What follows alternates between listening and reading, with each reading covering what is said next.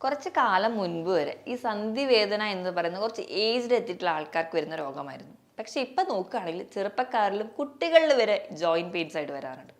ഈ ജോയിന്റ് പെയിനിന്റെ ഏറ്റവും ഇമ്പോർട്ടൻ്റ് ആയിട്ടുള്ള ഒരു കാരണം എന്ന് പറഞ്ഞാൽ നമ്മുടെ എല്ലുകളുടെ ആരോഗ്യക്കുറവ് തന്നെയാണ്. അപ്പം നമുക്ക് എല്ലുകളുടെ ആരോഗ്യം വർദ്ധിപ്പിക്കാൻ എന്തൊക്കെ ചെയ്യണം, അല്ലെങ്കിൽ എല്ലുകളുടെ ആരോഗ്യം എങ്ങനെയാണ് നശിക്കുന്നത് എന്നൊക്കെ നമുക്ക് ഈ വീഡിയോയിലൂടെ നോക്കാം. ഞാൻ ഡോക്ടർ പ്രിയ, എയർവാ ഡയറ്റിലെ മെഡിക്കൽ ഓഫീസറാണ്.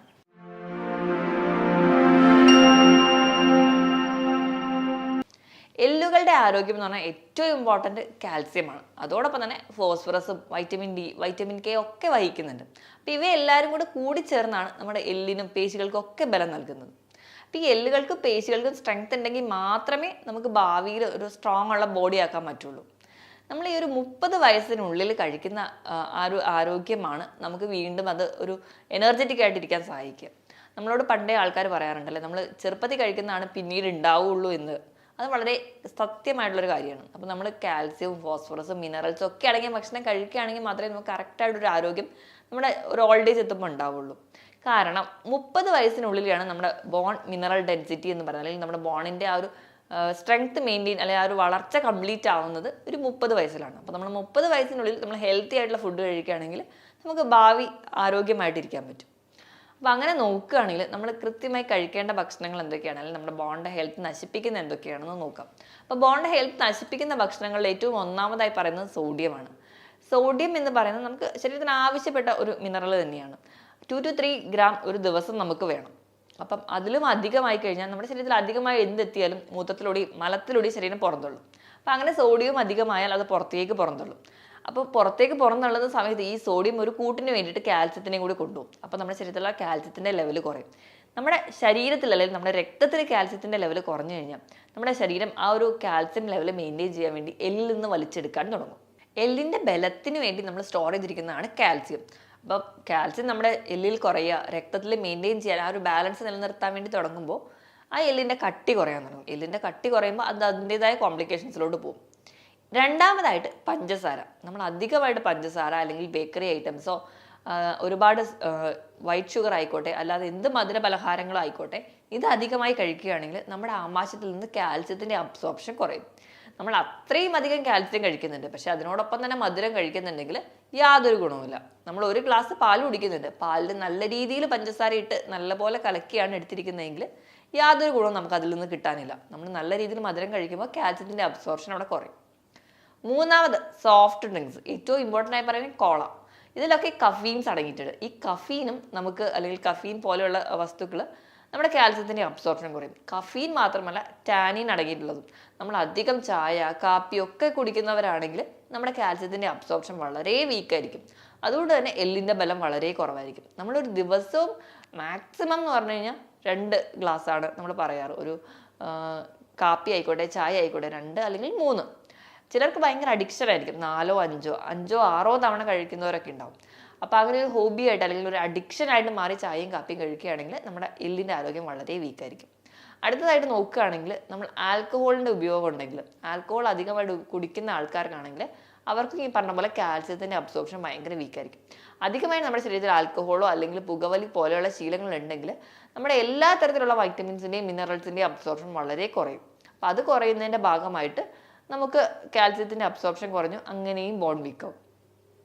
ഇനി മറ്റൊരു ഫാക്ടർ എന്ന് പറഞ്ഞിട്ടുണ്ടെങ്കിൽ നമ്മുടെ സെഡൻറ്ററി ഹാബിറ്റാണ്. നമ്മൾ യാതൊരുവിധ വ്യായാമം ചെയ്യുന്നില്ല, വീടിൻ്റെ ഉള്ളിൽ ഇൻഡോർ ഹോബി തന്നെയാണ് നമുക്കുള്ളത്, പുറത്തേക്ക് ഇറങ്ങുന്നില്ല, വെയിൽ കൊള്ളുന്നില്ല, ഇങ്ങനത്തെ ഒരു ക്യാരക്ടറാണ് നമ്മളുടേതെങ്കിൽ നമ്മുടെ ശരീരത്തിൽ സ്വാഭാവികമായിട്ടും വൈറ്റമിൻ ഡിയുടെ ലെവൽ വളരെ കുറവായിരിക്കും. വൈറ്റമിൻ ഡിയുടെ ലെവൽ വളരെ കുറവാണെങ്കിൽ നമ്മൾ എത്രയധികം കാൽസ്യം കഴിച്ചാലും യാതൊരുവിധ കാര്യം ഉണ്ടാവില്ല.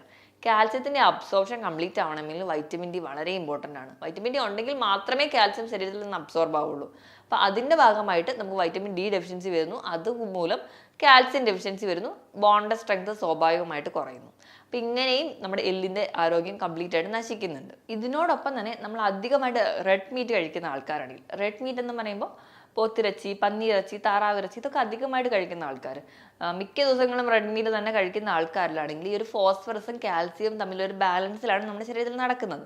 ആ ഒരു ബാലൻസ് തെറ്റുകയും അതുമൂലം കാൽസ്യം ഡെഫിഷ്യൻസി വരും. അപ്പോൾ കാൽസ്യത്തിൻ്റെ ലെവൽ കൂടുമ്പോൾ ഫോസ്ഫറസിൻ്റെ ലെവൽ കുറയുന്നു. അങ്ങനെ അവർ തമ്മിലൊരു മ്യൂച്വൽ അണ്ടർസ്റ്റാൻഡിങ്ങിലാണ് നിൽക്കുന്നത്. അപ്പോൾ ആ ഒരു ബാലൻസ് തെറ്റുകയും അതുമൂലം നമുക്ക് കാൽസ്യം ഡെഫിഷ്യൻസി വരാറുണ്ട്. അപ്പോൾ ഈ റെഡ് മീറ്റ് എന്ന് പറഞ്ഞാൽ ആഴ്ചയിൽ കഴിക്കുന്ന ശീലമൊക്കെ ഉള്ളവരാണെങ്കിൽ അത് മാറ്റിയിട്ട് മാസത്തിൽ 1-2 തവണയായിട്ട് ചുരുക്കുന്നത് നമ്മുടെ ആരോഗ്യം വർദ്ധിപ്പിക്കാൻ വേണ്ടി സഹായിക്കും. ഇനിയിപ്പോൾ ഈ ഒരു ബോണിൻ്റെ ഹെൽത്ത് നമുക്ക് വീക്ക് ആവുകയാണ്, നമ്മുടെ ശരീരത്തിൽ ബോണ്ട് ഹെൽത്ത് കുറവാണ് എന്ന് നമുക്ക് തോന്നുകയാണെങ്കിൽ എന്തൊക്കെ ലക്ഷണങ്ങളായിട്ടാണ് പ്രസൻറ്റ് ചെയ്യുന്നത് നോക്കാം. ഒന്നാമതായി പറയുകയാണെങ്കിൽ നമ്മുടെ സന്ധി വേദനകളാണ്.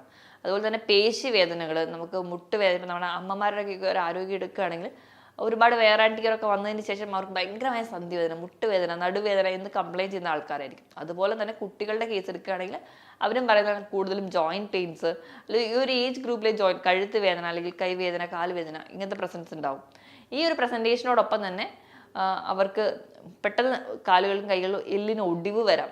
ചെറിയൊരു വീഴ്ചയിലാണെങ്കിൽ പോലും ഇപ്പോൾ കൈകൊത്തി ഒന്ന് വീണ് കഴിഞ്ഞാൽ ആ ഒരു വ്രിസ്റ്റ് ജോയിന്റിൽ പൊട്ടുണ്ടാവുക, അല്ലെങ്കിൽ നമ്മൾ ബാത്റൂമിലൊക്കെ തെന്നി വീണു നടു ഇടിച്ചു, അപ്പോൾ നടുവിന് ഡിസ്കിന് കംപ്ലൈൻറ്റ് ഉണ്ടാവുക. ഇനി അടുത്തായിട്ട് കാൽസ്യം ഡെഫിഷ്യൻസി, നമ്മുടെ എല്ലുകളുടെ ആരോഗ്യം കുറവാണെങ്കിൽ നമുക്ക് പൊക്കക്കുറവ് കാണിക്കാറുണ്ട്. നോർമലി നമ്മുടെ ഏജിന് വേണ്ട അത്രയും പൊക്കമില്ലാത്തൊരവസ്ഥ വരികയാണെങ്കിൽ ചിലപ്പോൾ അവിടെ എല്ലിൻ്റെ ആരോഗ്യം കുറവായിരിക്കും. അപ്പം അല്ലെങ്കിൽ ആ ഒരു തരത്തിലുള്ള ഭക്ഷണം കഴിക്കുന്ന ആൾക്കാരാണെങ്കിൽ, ജങ്ക് ഫുഡ്സ് ഒക്കെ ഒരുപാട് കഴിക്കുന്ന ആൾക്കാരെ നോക്കിക്കഴിഞ്ഞാൽ അവർക്ക് ചിലപ്പോൾ ആ ഒരു എല്ലിൻ്റെ ഒരു ആരോഗ്യക്കുറവ് മൂലം അവർക്ക് പൊക്കത്തിന് വ്യത്യാസം വരാം. അപ്പോൾ ആ ഒരു ഡിസ്കിലൊക്കെ ഉണ്ടാകുന്ന തേയ്മാനങ്ങൾ പെട്ടെന്ന് അവരെ ബാധിക്കുന്നത് കാണാം. പേശി വേദന കാണിക്കാറുണ്ട്. ഇതോടൊപ്പം തന്നെ ഒരു ജോലിയിലും ഒരു ഉന്മേഷം കാണില്ല, അല്ലെങ്കിൽ ഒന്ന് ജോലി ചെയ്യാനുള്ളൊരു താല്പര്യം അവർക്ക് തോന്നില്ല, ഭയങ്കരമായിട്ടുള്ളൊരു ക്ഷീണം തോന്നാറുണ്ട്. ഇനി വൈറ്റമിൻ ഡിയും കാൽസ്യം ഒരുപോലെ കുറവുള്ള ആൾക്കാരിലാണെങ്കിൽ ഈ പറഞ്ഞ ലക്ഷണത്തിനോടൊപ്പം തന്നെ മൂഡ് സ്വിങ്സും, അല്ലെങ്കിൽ അവരുടെ സ്വഭാവത്തിൽ തന്നെ ഭയങ്കര ഇറിറ്റേഷൻസും, ആൻസൈറ്റി, ഡിപ്രഷൻസ് പോലെയുള്ള ലക്ഷണങ്ങൾ വൈറ്റമിൻ ഡിയും കൂടെ കുറവാണെങ്കിൽ തോന്നിക്കാറുണ്ട്. ഇതോടൊപ്പം തന്നെ മുടി കൊഴിച്ചിൽ, അല്ലെങ്കിൽ ഭയങ്കരമായ ഡ്രൈ സ്കിന്നൊക്കെ കൂടെ ഇതിൻ്റെയോടൊപ്പം തന്നെ കാണിക്കാറുണ്ട്. ഈ എല്ലുകളുടെ ബലം കുറയുന്നതോടൊപ്പം തന്നെ നഖങ്ങളും പെട്ടെന്ന് പൊട്ടിപ്പോവുക, അല്ലെങ്കിൽ ഉണ്ടാകുന്ന നഖം കേടായിട്ട് വരിക, നഖത്തിൽ ഒരു സ്പ്ലിറ്റ്സ് തോന്നുക, ഇങ്ങനത്തെ പ്രശ്നങ്ങളും മുടിയുടെ അറ്റത്ത് വിണ്ടുകറലായിട്ടും ഒക്കെ പ്രസൻറ്റ് ചെയ്യാറുണ്ട്. അപ്പോൾ ഈ പറയുന്ന ലക്ഷണങ്ങൾ ആർക്കെങ്കിലും ഉണ്ടെങ്കിൽ നിങ്ങളൊരു ഡോക്ടറെ കാണാൻ, നിങ്ങളുടെ കാൽസ്യം അല്ലെങ്കിൽ വൈറ്റമിൻ ഡിയുടെ ലെവലൊക്കെ നോക്കുക. അപ്പോൾ നോർമൽ അല്ലെങ്കിൽ കൃത്യമായ സപ്ലിമെൻറ്റ്സും കൃത്യമായ ഒരു ഡയറ്റൂടെ ഉണ്ടെങ്കിൽ മാത്രമേ നമുക്കത് കറക്റ്റ് ചെയ്യാൻ പറ്റുള്ളൂ. ഇനി നമുക്ക് ഈ ഒരു എല്ലിൻ്റെ ആരോഗ്യം മെച്ചപ്പെടുത്താൻ എന്തൊക്കെ ശ്രദ്ധിക്കണം എന്ന് നോക്കാം. ഒന്നാമതായിട്ട് ചായയുടെയും കാപ്പിയുടെയും അധികമായി കഴിക്കുന്ന ആൾക്കാരാണെങ്കിൽ അത് കുറയ്ക്കാൻ വേണ്ടി ശ്രദ്ധിക്കുക. മദ്യപാനം കംപ്ലീറ്റ്ലി നിർത്താൻ നോക്കുക. ജങ്ക് ഫുഡ്സിൻ്റെയും അല്ലെങ്കിൽ അധികം സോഡിയം അടങ്ങിയിട്ടുള്ള ഭക്ഷണങ്ങൾ, അധികം സോഡിയം അടങ്ങിയിട്ടുള്ള ഭക്ഷണങ്ങൾ എന്ന് പറഞ്ഞാൽ മിക്ക ഹോട്ടൽ ഫുഡുകളും അല്ലെങ്കിൽ മിക്ക പാക്ഡ് ഫുഡുകളും സോഡിയം റിച്ച് ആയിരിക്കും. കാരണം ഫുഡ് കേടാവാതിരിക്കാൻ വേണ്ടിയിട്ട്. ഇപ്പം നമുക്ക് റെഡി ടു കുക്ക് ഫുഡ് ഒരുപാട് നമുക്കിന്ന് കിട്ടാറുണ്ട്, അല്ലെങ്കിൽ സാലഡ്സ് പോലും കട്ട് ചെയ്തിട്ടാണ് നമുക്കിന്ന് കിട്ടാറ്.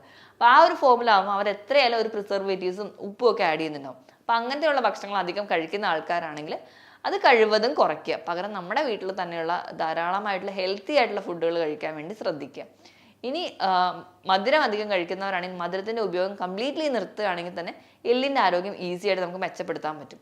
ഇനി നമ്മൾ അധികമായി കാൽസ്യം മാത്രം കഴിച്ചാൽ പോരാ. കാൽസ്യം കഴിക്കുന്നതിനോടൊപ്പം തന്നെ വൈറ്റമിൻ ഡി നമുക്ക് വളരെ ഇമ്പോർട്ടൻ്റ് ആണ്. വൈറ്റമിൻ ഡി കിട്ടാൻ വേണ്ടിയിട്ട് നമ്മൾ രാവിലെ 10 മണി മുതൽ ഉച്ചയ്ക്ക് 1 മണി വരെയുള്ള വെയിൽ നമ്മൾ കൃത്യമായിട്ട് കൊള്ളുക. നമ്മുടെ സ്കിന്നിൽ വീഴത്തക്ക രീതിയിൽ. നമ്മളിപ്പോൾ വെയിൽ കൊള്ളുമ്പോൾ നമ്മൾ ഒരുപാട് സൺസ്ക്രീം ഇടുന്നു, നമ്മുടെ കൈ വരെ കവർ ചെയ്യുന്ന തരത്തിലുള്ള ഡ്രസ്സ് ഇടുന്നു, എന്നിട്ട് പോയി വെയിൽ കൊള്ളുന്നു. പക്ഷേ വൈറ്റമിൻ ഡി കിട്ടുന്നില്ല. പക്ഷെ അതിന് മറിച്ചിട്ട് മാക്സിമം നമുക്ക് നമ്മുടെ സ്കിന്നിൽ വീഴത്തക്ക രീതിയിൽ ഒരു 10 മിനിറ്റെങ്കിലും വെയിൽ കൊണ്ടാൽ മതിയാവും. അപ്പോൾ നമുക്ക് അതിൽ നിന്ന് തന്നെ വൈറ്റമിൻ ഡിയുടെ പ്രൊഡക്ഷൻ നമുക്ക് കിട്ടും. ഇനി നമുക്ക് വൈറ്റമിൻ ഡി കിട്ടണമെങ്കിൽ ഭക്ഷണത്തിലാണെങ്കിൽ മുട്ടയുടെ മഞ്ഞയും പാൽ ഉൽപ്പന്നങ്ങളിലൊക്കെ കുറഞ്ഞ ശതമാനം വൈറ്റമിൻ ഡി അടങ്ങിയിട്ടുണ്ട്. അപ്പോൾ അവയും നിങ്ങൾ കഴിക്കാൻ വേണ്ടി ശ്രദ്ധിക്കുക. ഇനി നമ്മൾ കാൽസ്യത്തിൻ്റെ കാര്യത്തിലോട് വരുന്ന സമയത്ത് നമ്മൾ കാൽസ്യമാണ് ഏറ്റവും ഇമ്പോർട്ടൻ്റ് ആയിട്ട് ബോൺ ഹെൽത്തിന് വേണ്ടി പറയാറ്. അപ്പം നമ്മുടെ എല്ലിൻ്റെ ആരോഗ്യത്തിന് വേണ്ടി നമ്മൾ എല്ലാവരും പറയാറുണ്ട് പാലും മുട്ടയൊക്കെ കഴിച്ചാൽ മതി, നമുക്ക് എല്ലിൻ്റെ ആരോഗ്യം കൃത്യമായി കിട്ടുന്നു. നമുക്ക് ഒരു ദിവസം വേണ്ട കാൽസ്യത്തിൻ്റെ അളവ് എന്ന് പറഞ്ഞാൽ 700 മില്ലിഗ്രാമാണ്. നമ്മൾ ഒരു ഗ്ലാസ് പാൽ കുടിക്കുകയാണെങ്കിൽ അതിൽ നിന്ന് കിട്ടുന്നത് വെറും 100 മില്ലിഗ്രാമാണ്. അപ്പം നമ്മൾ ഒരു 1-1.5 ലിറ്ററോളം പാൽ കുടിക്കണം. അത് അത്ര പോസിബിൾ ആയിട്ടുള്ള കാര്യമല്ല. അപ്പം പാലും മുട്ടയും മാത്രമല്ല, നമുക്ക് കഴിക്കാൻ മാക്സിമം നമുക്ക് കാൽസ്യം അടങ്ങിയിട്ടുള്ള ഭക്ഷണങ്ങൾ ഏതൊക്കെയാണെന്ന് നോക്കാം. അപ്പം അങ്ങനെ കാൽസ്യം അടങ്ങിയിട്ടുള്ള ഭക്ഷണങ്ങൾ വരികയാണെങ്കിൽ നമ്മൾ ഏറ്റവും ആദ്യം പറയാണ്ട് ഇലക്കറികൾ കഴിക്കുക. ഇപ്പം ഇലക്കറികളിൽ നമ്മുടെ വീട്ടിൽ കിട്ടുന്ന ചുമന്ന ചീര അല്ലെങ്കിൽ പച്ച ചീര മാത്രമല്ല, മുരിങ്ങയിലയുണ്ട്, എല്ലാ തരത്തിലുള്ള ഇലക്കറികളിലും കിട്ടാറുണ്ട്. മുരിങ്ങയില, അല്ലെങ്കിൽ അഗസ്ത്യ ചീര, അല്ലെങ്കിൽ പൊന്നാങ്കണ്ണി ചീര, സ്വർണ്ണ ചീര, ഇവയൊക്കെ ഇങ്ങനെ പലതരത്തിലുള്ള ഇലകൾ കിട്ടാറുണ്ട്. ഇപ്പം നമ്മൾ നോക്കുകയാണെങ്കിൽ നമ്മൾക്ക് സ്വാഭാവികമായി കിട്ടുന്ന ചീരയെക്കാളും ബാക്കിയുള്ള ഈ ഇലക്കറികളിലാണ്. ഇപ്പോൾ എന്തിനധികം പറയുകയാണെങ്കിൽ നമുക്ക് മല്ലിയില, കറിവേപ്പില, ഇതിലൊക്കെ കാൽസ്യം അടങ്ങിയിട്ടുണ്ട്. അപ്പോൾ ഒരു 100 ഗ്രാം കറിവേപ്പില എടുക്കുകയാണെങ്കിൽ തന്നെ ഒരു 830 മില്ലിഗ്രാമോളം കാൽസ്യം അതിലടങ്ങിയിട്ടുണ്ട്. അപ്പോൾ ഇങ്ങനെയുള്ള എല്ലാ തരത്തിലുള്ള ഇലക്കറികളും നിങ്ങൾ കഴിക്കാൻ വേണ്ടി ശ്രദ്ധിക്കുക. ഇപ്പോൾ കറിവേപ്പിലൊക്കെ ആണെങ്കിൽ നമ്മൾ മാക്സിമം കുക്ക് ചെയ്യാനൊക്കെ ഇട്ടാൽ പോലും നമ്മളത് എടുത്ത് കളയുകയാണ് ചെയ്യുക. അതിന് പകരം വേണമെങ്കിൽ അമ്മമാർക്ക് അതൊരു ടിപ്പായിട്ട് അരച്ച് ചേർക്കുക. ഇപ്പം തേങ്ങ അരക്കുന്നതിനോടൊപ്പം തന്നെ ഈ ഇലക്കറികളൂടെ അരച്ച് ചേർക്കുകയാണെങ്കിൽ കുറച്ച് ഗുണങ്ങൾ അതിൽ നിന്ന് കിട്ടും. അപ്പോൾ ഈ ഇലക്കറികൾ മാക്സിമം കഴിക്കാൻ വേണ്ടി ശ്രദ്ധിക്കുക. ഈ ചുമന്ന ചീരയിലും പച്ച ചീരയിലും ധാരാളം കാൽസ്യം ഉണ്ടെങ്കിൽ കൂടി ഇതിൽ ഓക്സലേറ്റും ഫൈറ്റേറ്റ്സും ഒക്കെ ഉള്ളത് കൊണ്ട് തന്നെ കാൽസ്യം അബ്സോർപ്ഷൻ കുറച്ച് കുറവായിരിക്കും. അപ്പം ഈ അധികം കഴിച്ചത് കൊണ്ട് മാത്രം ഈ ഇലക്കറികൾ മാത്രം കഴിച്ചുകൊണ്ട് ഗുണമില്ല. നമുക്ക് ബാക്കിയുള്ള മുരിങ്ങയിലയും ഞാൻ നേരത്തെ പറഞ്ഞിട്ടുള്ള ഇലക്കറികൾ മാക്സിമം ഉൾപ്പെടുത്താൻ വേണ്ടി ശ്രദ്ധിക്കുക. ഇനി ധാന്യങ്ങളുടെ കേസ് എടുക്കുകയാണെങ്കിൽ റാഗി ഏറ്റവും നല്ല റിച്ച് സോഴ്സാണ് കാൽസ്യത്തിൻ്റെ. അപ്പോൾ നമ്മൾ കഴിക്കുന്ന എല്ലാ ഭക്ഷണത്തിലും റാഗി ഉൾപ്പെടുത്താൻ പറ്റുകയാണെങ്കിൽ അത് അത്രയും നല്ലത്. ഇപ്പോൾ രാവിലത്തെ ബ്രേക്ക്ഫാസ്റ്റിനോടൊപ്പം തന്നെ ഇപ്പോൾ നമ്മൾ ദോശയോ ഇഡ്ഡലിയോ പുട്ടോ എന്താണെങ്കിലും 1:1 റേഷ്യോയിൽ ദോശ ഉണ്ടാക്കുകയാണെങ്കിൽ റാഗിയുടെ പൗഡറോടെ മിക്സ് ചെയ്യാം. അപ്പോൾ അങ്ങനെ ചെയ്യുകയാണെങ്കിൽ ഒരു ബാലൻസിൽ നമുക്കത് കഴിക്കാൻ പറ്റും. അപ്പോൾ റാഗിയുടെ തന്നെ കുറുക്കുണ്ടാക്കി കുഞ്ഞുങ്ങൾക്കൊക്കെ കൊടുത്ത് തുടങ്ങുകയാണെങ്കിൽ ഒരു പരിധി വരെ നമുക്ക് കാൽസ്യം ഡെഫിഷ്യൻസി ഓവർകം ചെയ്യാം. എല്ലാ തരത്തിലുള്ള നട്ട്സിൽ അടങ്ങിയിട്ടുണ്ട്. ബദാം, കാഷ്യൂ ഇവയിലൊക്കെ കാൽസ്യത്തിൻ്റെ പ്രസൻസ് ഉണ്ട്. അപ്പോൾ അത് കഴിക്കാൻ വേണ്ടി ശീലിക്കുക. മുട്ടയിൽ അടങ്ങിയിട്ടുണ്ട്. അപ്പം നമ്മൾ എല്ലാ ദിവസവും കുഞ്ഞുങ്ങൾക്കൊക്കെ ആണെങ്കിലും മുട്ട കൊടുക്കുന്നത് വളരെ നല്ലതാണ്. കൊളസ്ട്രോൾ ലെവൽ അധികം ഓവർ അല്ലാത്ത ആൾക്കാർക്കാണെങ്കിലും ഒരു പരിധി വരെ ആഴ്ചയിൽ 3-4 മുട്ട വരെ കഴിക്കാവുന്നതാണ്. അപ്പോൾ ഈ പറയുന്ന ഭക്ഷണങ്ങളൊക്കെ നിങ്ങൾ സ്ഥിരമായിട്ട് കഴിക്കുക. ഇനി ചെറിയ ചെറിയ മത്സ്യങ്ങൾ, മത്തി, അയല, നെത്തോലി പോലെയുള്ള മത്സ്യങ്ങൾ, തോടോടു കൂടിയുള്ള മത്സ്യങ്ങൾ, മറ്റ് രോഗങ്ങളൊന്നും ഇല്ലെങ്കിൽ ഇവയൊക്കെ കഴിക്കുന്നതും നമുക്കൊരു പരിധി വരെ കാൽസ്യം ഡെഫിഷ്യൻസി ഓവർകം ചെയ്യാൻ സഹായിക്കും. മത്സ്യത്തിനോടൊപ്പം തന്നെ വൻപയർ, നിലക്കടല, സോയാ പ്രോഡക്ട്സ് ഇവയിലൊക്കെ കാൽസ്യം അടങ്ങിയിട്ടുണ്ട്. നമ്മൾ ഈ കാൽസ്യം അടങ്ങിയ ഭക്ഷണങ്ങൾ കഴിച്ചുകൊണ്ട് മാത്രം കാര്യമില്ല. ഈ കാൽസ്യത്തിൻ്റെ അബ്സോർപ്ഷൻ കൃത്യമായിട്ട് നടക്കണമെങ്കിൽ ഫോസ്ഫറസ്, മാഗ്നീഷ്യം ഒക്കെ അടങ്ങിയ ഭക്ഷണങ്ങൾ കഴിക്കണം. അപ്പോൾ ഫോസ്ഫറസ് ഈ സാധാരണ ധാന്യങ്ങളിലൊക്കെ അടങ്ങിയിട്ടുണ്ട്. തവിടോട് കൂടിയ ധാന്യങ്ങളിലൊക്കെ ഫോസ്ഫറസ് അടങ്ങിയിട്ടുണ്ട്. ഇനി മാഗ്നീഷ്യം കിട്ടാൻ വേണ്ടിയിട്ട് നമുക്ക് ഏത്തപ്പഴം ഒക്കെ കഴിക്കുന്നത് വളരെ ഇമ്പോർട്ടൻ്റ് ആണ്. അപ്പോൾ നമ്മൾ ഈ കാൽസ്യം അടങ്ങിയ ഭക്ഷണം കഴിക്കുമ്പോൾ കൂടെ നമ്മൾ ഏത്തപ്പഴമോ അല്ലെങ്കിൽ മാഗ്നീഷ്യം അടങ്ങിയ ഭക്ഷണങ്ങളൊക്കെ കഴിക്കുകയാണെങ്കിൽ കുറച്ചുകൂടി അബ്സോർപ്ഷൻ ഫാസ്റ്റായിട്ട് നടക്കും. ഇനി പഴവർഗ്ഗങ്ങളുടെ കേസ് എടുക്കുകയാണെങ്കിൽ കാൽസ്യം ഏറ്റവും കൂടുതലായിട്ട് പറയുന്നത് മൾബറിയിലാണ്. ഒരു 100 ഗ്രാം മൾബറി എടുക്കുകയാണെങ്കിൽ 39 മില്ലിഗ്രാമോളം കാൽസ്യം അടങ്ങിയിട്ടുണ്ട്. അതുപോലെ തന്നെ ആപ്രിക്കോട്ട്, ആപ്പിള്, പപ്പായയിലൊക്കെ ഒരു 20 മില്ലിഗ്രാമോളം കാൽസ്യം ഒരു 100 ഗ്രാം എടുക്കുകയാണെങ്കിൽ അതിൽ അടങ്ങിയിട്ടുണ്ട്. ഇതൊക്കെ നമ്മൾ സ്ഥിരമായിട്ട് കഴിക്കുക. പേരയ്ക്കയിൽ ഒരു 12 മില്ലിഗ്രാം കാൽസ്യം അടങ്ങിയിട്ടുണ്ട് ഒരു 100 ഗ്രാം പേരയ്ക്ക എടുക്കുകയാണെങ്കിൽ.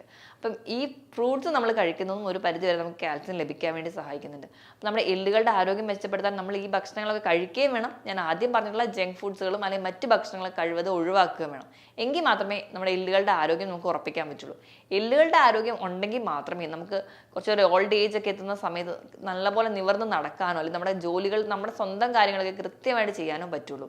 അപ്പം ഞാൻ ഈ പറഞ്ഞ കാര്യങ്ങളിൽ എന്തെങ്കിലും ഡൗട്ട് ഉണ്ടെങ്കിൽ താഴെ കാണുന്ന നമ്പറിൽ കോൺടാക്ട് ചെയ്യുക. മറ്റൊരു ഹെൽത്ത് ടോപ്പിക്കുമായിട്ട് വീണ്ടും കാണുന്നത് വരെ നന്ദി.